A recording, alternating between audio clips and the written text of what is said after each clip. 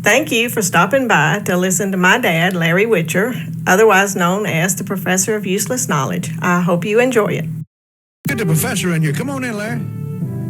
I'm coming in the door right now. Yeah, well, it's good to see you. It's good to be here, too, because, I told you I may have to go down to my uncle from, when we talked Tuesday morning about my uncle going off with a group of boys on a social event. And thought he might have been a little bit over-drunk. Yeah, over-drunk, yeah. And he took a cab home. And was surprised that he ever got there because he never had drove a cab before. Well, last night, we come home from church. Yeah. And the light was blinking on my answering machine. Yeah. And I pushed the button, and it was my uncle. He said, don't worry about coming down here. Said, everything is now okay. Yeah. He said, I was sitting in the house in here just about dark tonight, which would have been last night.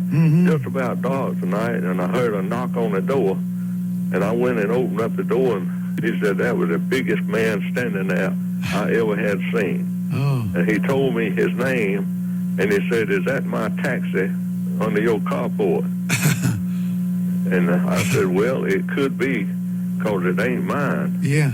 He said, well, me and some of the boys went off Monday night, had a little get-together, and I woke up Tuesday morning, and my taxi wasn't out in the yard. I don't know where it was. I don't know where it left it. I don't even know how I got home. Said I looked all day Tuesday for it, and then up to now, and I found it in your garage. He said, well, my uncle said, I didn't want to leave it on the street because it could have got wrecked or the police could have ticketed. So I just parked it in the garage. So the key is still in it, because I figured if you come by or somebody found it, they just drive it on off. Yeah. But said it ain't mine, so you go out there and get it.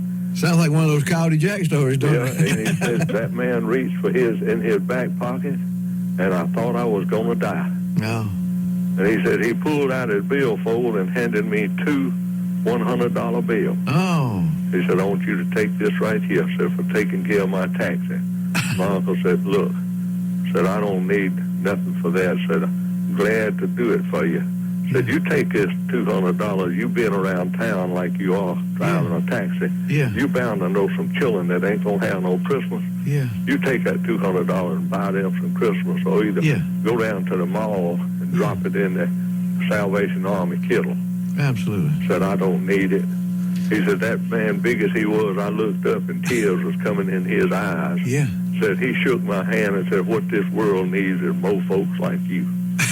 Amen. Yeah. That's a great story. Yeah. The trouble is, it's so true, nobody believes it. Okay, then. Yeah. Thank you, Mr. Know-It-All. I know you've been in a shape where you told something that was true and nobody would believe it, and you told a lie and everybody believed it. Joel may have, We'll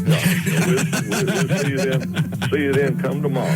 Larry, we'll see you in the parade tonight. Oh, and somebody called here yesterday. Yeah. They wanted to make sure that the veterans can still go to the First Methodist Church here to line up, right? If they lined up to Methodist Church and get in line, won't nobody know the difference. Okay, so just show up at the Methodist Church tonight if you are a veteran and want to march in the parade. Right. Okay, all right, thank you. In the Monroe Christmas Parade, okay. See you come tonight. See you tonight, Larry.